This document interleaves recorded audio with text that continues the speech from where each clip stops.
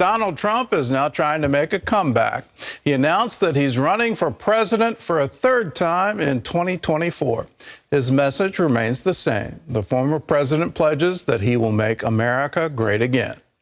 Trump is still popular among base Republican voters despite the disappointing midterm results. CBN's Matt Galka reports. America's comeback starts right now. Donald Trump didn't waste much time to make his big announcement. Speculation about another bid for the White House came true as the former president announced a third try for the commander-in-chief spot. In order to make America great and glorious again, I am tonight announcing my candidacy for President of the United States. Trump spent part of his speech attacking the current administration and said America was in decline. He mostly stayed away from the 2020 election after claiming it was rigged and stolen from him for the past 2 years since his loss. The United States has been embarrassed, humiliated, and weakened for all to see. Trump formally filed paperwork for his 2024 candidacy. Meanwhile, President Biden tweeted during the announcement a video with the text, "Donald Trump failed America."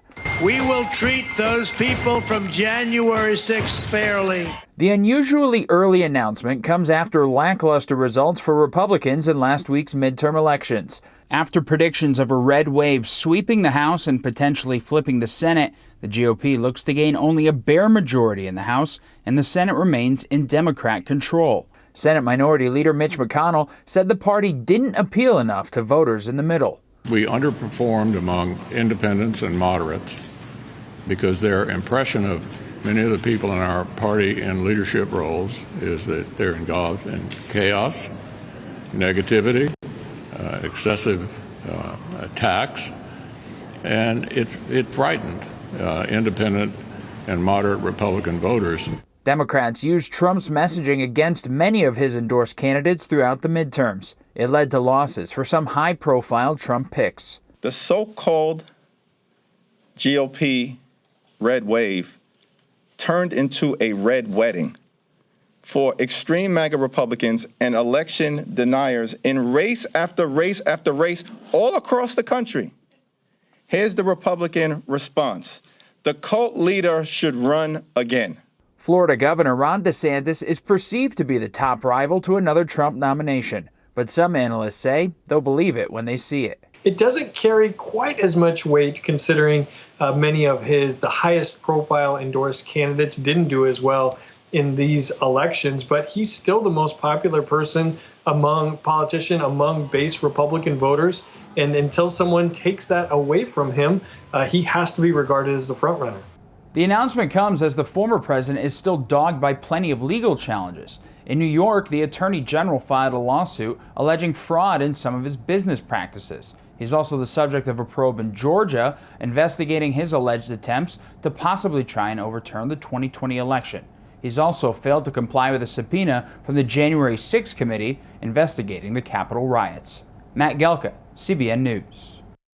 Well, CBN chief political analyst David Brody joins us now. So, David, what's your take on the launch? How did Trump do? Well, let's start with this. I need to run and fulfill my prescription medications and get an upside in the dosage, I think, at this point, Gordon. I mean, here we go again. Where do I even begin with Donald Trump? Look, it was a pedestrian official announcement. I don't think it was anything earth-shattering necessarily. But look, I think the line that stood out to me, and it had nothing really to do with policy or public positions or anything, but what he said is that he believes, and he's gaming this out, he believes that America is actually going to be far worse in 2 years, in 2024. And that said a lot to me. So he's banking on the fact that America will be worse in 2 years, Joe Biden will be running, and he'll be on the ballot. He believes that, in essence, will be the trifecta as why people will say, look, enough is enough. And we'll see. And I got to tell you, we can get into the midterm elections here in a moment, but abortion, the overturning of Roe, in essence, won't be on the ballot, at least as much as it was in 2022, compared to the fact that Roe was overturned, and I think that was a big deal of what happened in these midterms. And so because of that, with Roe not being on the ballot, if you will, the overturning of Roe, I think that some things are lining up for Donald Trump here. The problem, Gordon, here for Donald Trump is, well, a couple things. January 6th happened, but after that, you got the mega donors that are interested in DeSantis, the GOP mega donors. You've got the Murdoch, conglomerate there, News Corps, in essence, kind of rooting for DeSantis. So you've got those two things going against you. And then it puts Trump in the underdog position again, which is a good thing. I just think it's going to be heavy lifting. But here's what I've learned in 25 plus interviews of interviewing Donald Trump and knowing him about 15 years. Never underestimate him. Never. It's exactly where he wants to be. Well, he's in for a battle. It looks like DeSantis is polling well, so my guess is he'll likely run. There's the Virginia's Governor Youngkin, who may throw his hat in the ring. So are we going to look at a highly contested Republican primary if Biden chooses to run again, and all indications are he will, he won't be contested. So are the Republican candidates going to chew each other up in a primary, and what's going to be left for the general election? I think we're going to see a highly contested primary. Look, on paper, it would make sense for DeSantis to run, but I think there's a lot of reasons that he might want to reconsider this. I mean, look, I understand why he would want to run, and there's a lot of people encouraging DeSantis to run after what he did in Florida and the numbers that he won by, and of course, he's kind of like the golden child right now. Having said that, Here's one X factor, and the X factor all starts with Donald Trump. Ron DeSantis, if he runs, is going to have to go up against Trump. Now Trump is going to, as you know, rip DeSantis like you wouldn't believe. Just ask Lion Ted and Little Marco how that worked out for them. DeSantis will be branded exactly the same way, and here's the problem. A lot of folks will say, well, to Trump, say, hey, well, don't do that to DeSantis. The problem is, how will DeSantis react to this? If DeSantis gets in, he's going to have to attack Trump. If he attacks Trump, he's going to be attacking MAGA. If he attacks MAGA, that's not going to look good for DeSantis. So this is three-dimensional chess here. It's very interesting.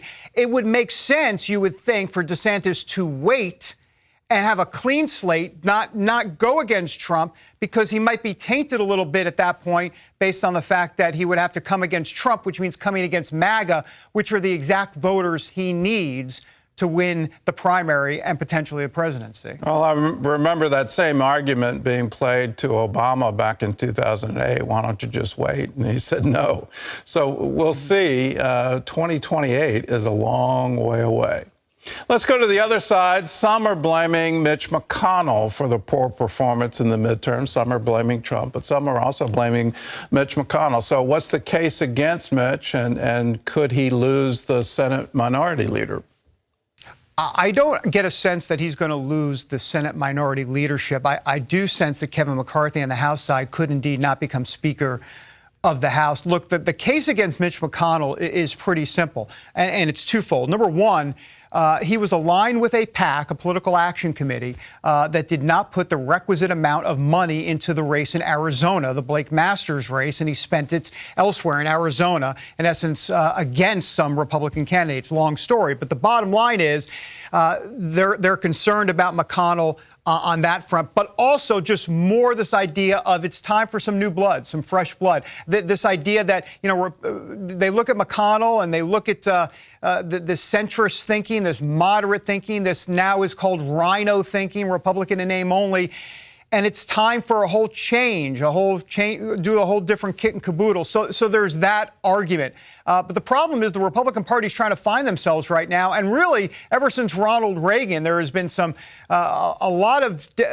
the Republican Party has really kind of morphed into a much different party. It's not Ronald Reagan's conservatism anymore. As a matter of fact, you can make the argument, Gordon, that if Ronald Reagan was running in a primary today, he'd be considered a Republican in name only. He would be considered a rhino. That's how far the Republican Party has gone in a certain direction. They are more of that right-wing nationalism, or at least right-wing populism. Let's call it populism, because I think nationalism has a bit of a taint to it at this point. But it's much different party, and I think Mitch McConnell's getting caught up in that. All right. Well, let's go down to Georgia. And with the heat off on the control of the Senate, that's already decided. Does that favor the incumbent Warnock? Does Walker have a shot here? Well, I do think it favors Warnock. I mean, I think the enthusiasm, if you will, is going to be tainted a little bit on the Republican side. I know the Republicans are going to say, look, we got to keep it at least 50-50, and that is true. But look, it kind of feels like a won't situation, kind of like the air has been let out of the balloon. The Senate is going to be controlled by the Democrats. So what's the motivation at this point? And of course, there are going to be Republicans that explain what the motivation is for Herschel Walker to win. And the only motivation I can see, what the Republicans can argue, is that if you keep it 50-50, at least you're 2 votes away. Remember, Manchin and Sinema, the 2 Democrat senators, are not going to vote to overturn the filibuster on a lot of different things.